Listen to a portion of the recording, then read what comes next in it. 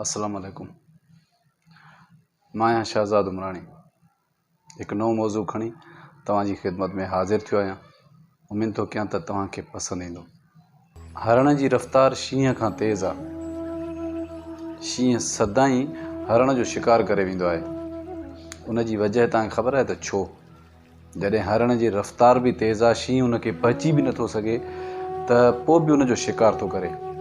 उन जी हिकिड़ी ख़ासि वजह आहे। उन जी वजह इहा आहे त हरण जॾहिं बि भॼंदो आहे पंहिंजे भव ऐं विसविसे जे करे उहो हर पोइते ॾिसी पंहिंजी रफ़्तार ख़तमु करे छॾींदो आहे। अगरि हरण पोइते न ॾिसे ऐं ईअं ई पंहिंजी रफ़्तार जारी रखे त शींहं छा पर को बि जानवर उनखे पहुची नथो सघे। हरण सिर्फ़ु भव में पंहिंजे विसविसे में त मूंखे ॼाण शींहं पहुतो ऐं मूंखे शिकार कई, हर पोइते ॾिसी पंहिंजो शिकार करे छॾींदो आहे। अहिड़ो ई हिकिड़ो मौज़ू आहे, तव्हां सां शेयर थो कयां।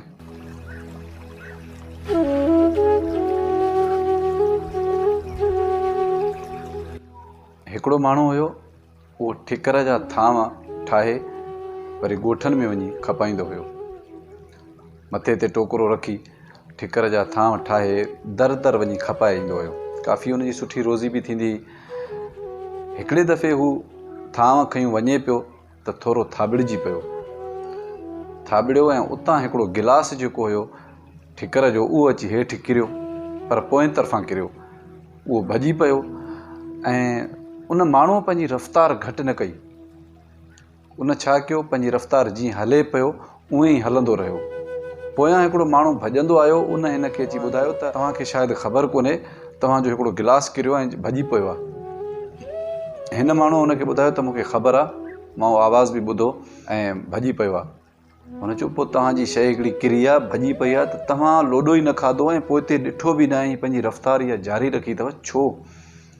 हुन चयो त इन जी हिकिड़ी ख़ासि वजह इहा आहे त हिकु त गिलास किरी पियो, भॼी पियो, उतां बीहां वापसि अचां, वरी उहो टोकरो लाहे हेठि रखां, वरी उन गिलास खे ॾिसां जेको जुड़ी बि नथो सघे, वरी वेही 5 मिंट अफ़सोस कयां।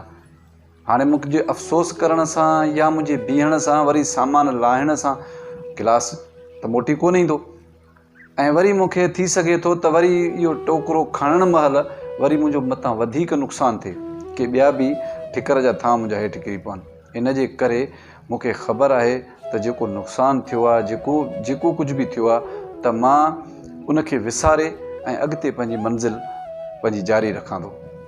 हरण वारी रफ़्तार जी कहाणी मां ऐं हिन ठिकर वारे हमराह जी रफ़्तार मां असांखे इहो सबक़ु थो मिले त असां पंहिंजे माज़ीअ जूं जेके बि ग़लतियूं आहिनि, ख़ताऊं आहिनि, ऐं उन्हनि खे असां यादि करे हमेशह पाण खे सदमो रसाईंदा आहियूं ऐं असां पोइते पइजी वेंदा आहियूं।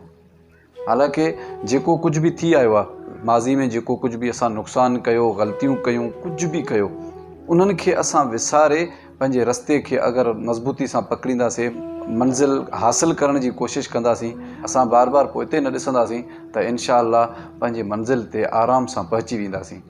हाणे जेको नुक़सानु थी चुको आहे, ठिकर जे थांव खपाइण वारे हमराह जेका ॻाल्हि कई, वरी मां हीउ टोकरो लाहियां, उन ते वेहां, अफ़सोस कयां, वरी हीउ टोकरो शायदि खणां त मुंहिंजो वधीक नुक़सानु पए। इन जे करे असांजे सिहत ते, असांजे इल्म ते, असांजे स्पीड ते पोयों माज़ी वारो जेको बि मसइलो आहे उहो असां ते बोझ करे थो ऐं असांखे सफ़ा कंफ्यूज़ करे ऐं असांखे बीमार थो करे। त असां ज़हन में इहो सोचींदा आहियूं त हाणे बसि असां को हीअ ग़लतियूं थियूं आहिनि, हे ग़लतियूं थियूं आहिनि, असां हाणे कामयाबु कोन थींदासीं। असां पंहिंजे मज़बूत इरादनि सां असां पंहिंजी मंज़िल खे रवां दवां रखंदासीं, बार बार हरण वांगुरु पोइते न ॾिसंदासीं, माज़ी यादि कोन कंदासीं, त इनशा अल्लाह असां वक़्त सां मंज़िल पहुची मंज़िल हासिलु बि करे वेंदासीं। अगरि मुंहिंजो हीउ पैगाम तव्हांखे पसंदि अचे त शेयर ज़रूरु कजो। अल्लाह ने गवाह।